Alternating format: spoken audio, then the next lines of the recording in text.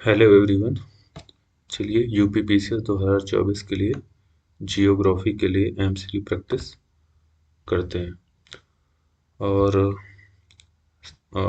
ये कुछ Telegram link है जिस पे आप इन एमसीक्यूज की प्रैक्टिस भी जाके कर सकते हैं।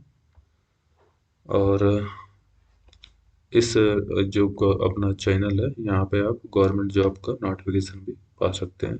ऐसी जॉब जो जनरली बहुत फेमस वेबसाइट पे अवेलेबल नहीं होती। चलिए स्टार्ट करते हैं। पहला क्वेश्चन है, किस देश की सीमा भूमध्य सागर से नहीं लगती?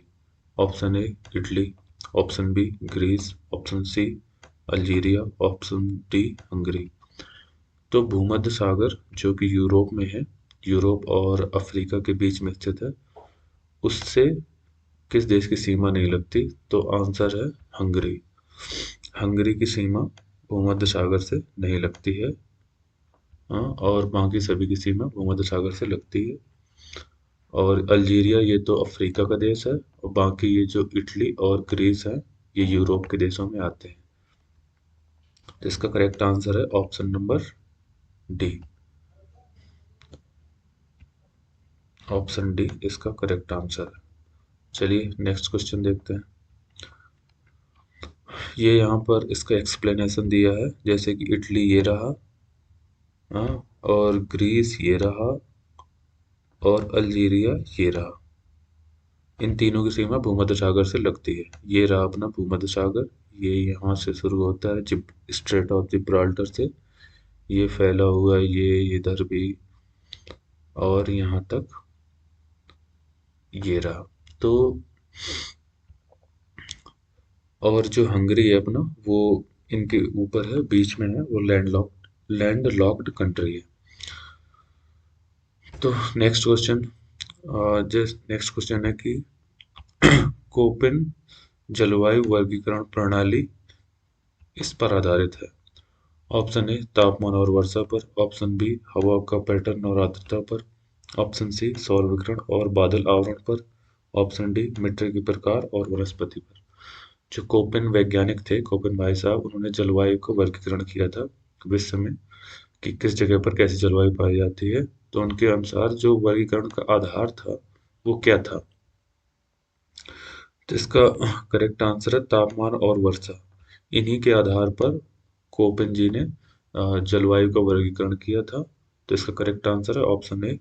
और इस तरह की जलवायु वर्गीकरण उन्होंने बनाया था कि विश्व में किस किस जगह पर कैसी कैसी जलवायु पाई जाती है, और वो इनके एक तरह से ये सिंबल के द्वारा भी उन्होंने दर्शाया था। तो चलिए नेक्स्ट क्वेश्चन, किस शहर को हवादार शहर के नाम से जाना जाता है? किस शहर को हवादार शहर के नाम से जाना जाता है? ऐसे question R O R O या पीसीएस में पूछे जाते हैं। आर ओ आर में ज़्यादा चांस है।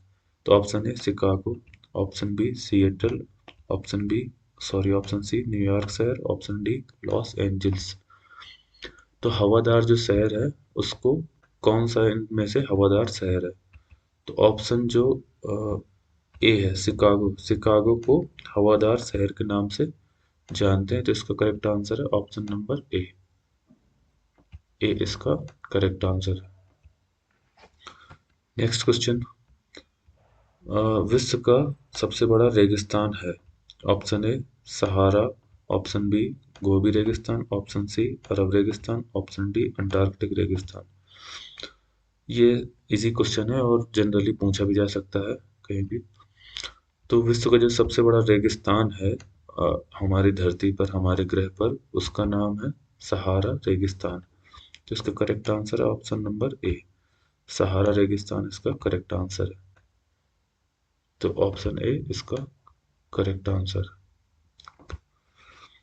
नेक्स्ट क्वेश्चन, कौन सा शब्द कौन सा शब्द ग्रामीण क्षेत्रों से शहरी क्षेत्रों में लोगों की आवाजाही को संदर्भित करता है? ये क्वेश्चन सामाजिक और आर्थिक विकास में पूछा जा सकता है। तो ग्रामीण क्षेत्रों से शहरी क्षेत्रों में लोगों की आवाजाही को संदर्भित करता है। ऑप्शन ए उत्प्रवास, ऑप्शन बी आप्रवासन, ऑप्शन सी शहरीकरण, ऑप्शन डी प्रवासन। तो जब लोग ग्रामीण क्षेत्र से शहरी क्षेत्र में जाते हैं तो उस प्रक्रिया को शहरीकरण बोलते हैं। तो इसका करेक्ट आंसर है ऑप्शन सी, शहरीकरण। ये इसका करेक्ट आंसर है, तो ऑप्शन सी इसका करेक्ट आंसर है। नेक्स्ट क्वेश्चन, निम्नलिखित में से कौन प्लेट सीमा का प्रकार नहीं है? ऑप्शन ए अभिसारी सीमा, ऑप्शन बी अपसारी सीमा, ऑप्शन सी रैखिक सीमा, ऑप्शन डी सीमा परिवर्तन। तो हमने जो हमारी धरती है, धरती के नीचे बहुत सारी बड़ी बड़ी प्लेटें हैं जो एक तरह से मूव करती रहती हैं, वो गतिमान रहती हैं। और जब प्लेटें एक दूसरे की ओर आती हैं तो उसे बोलते हैं अभिसारी सीमा।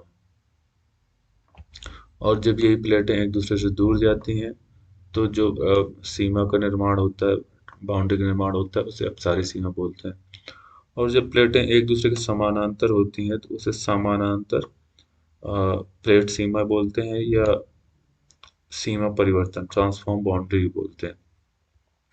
तो इसका जो करेक्ट आंसर है कौन सी सीमा, तो कौन सी प्लेट सीमा का प्रकार नहीं है, इसका करेक्ट आंसर होगा रैखिक सीमा। ये इसका करेक्ट आंसर है।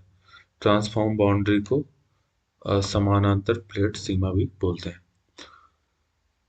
नेक्स्ट क्वेश्चन, भारत में, अगला क्वेश्चन है, भारत में किस शहर को झीलों का शहर कहा जाता है? आर ओ आर ओ के लिए option A Jaipur, option B Udaipur, option C Bhopal, option D Chandigarh. तो भारत में झीलों का शहर कौन सा इनमें से है? तो इसका करेक्ट आंसर है, झीलों का शहर है उदयपुर।